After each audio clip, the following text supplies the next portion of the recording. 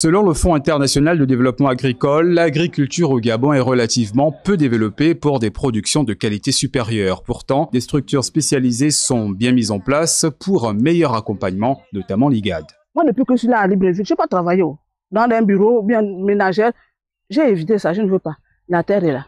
Nous apportons la technicité, les fondements de base. Nous révélons à la population l'intérêt de l'agriculture et surtout dire que l'agriculture est une profession. Et surtout, lorsqu'on cherche à être dans la concurrence. Il faut d'abord rappeler que la norme est un élément aujourd'hui à l'intérieur duquel on va avoir un certain nombre d'exigences qui vont permettre aux producteurs locaux de pouvoir avoir les gages ou sinon faire la preuve du crédit de la qualité de leurs produits.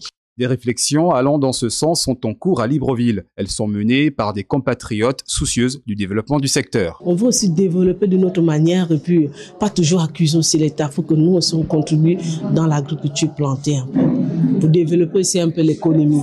Je veux aussi un jour où j'arrive peut-être en France, on va me dire que le manioc là vient du Gabon. Le Gabon compte des centaines de coopératives et des milliers d'agriculteurs traditionnels qui n'ont parfois pas une main verte facile. C'est pourquoi les organisateurs de cette table ronde envisagent poursuivre les projets Classe Verte et Gabon Famille Verte pour un bon retour à la terre et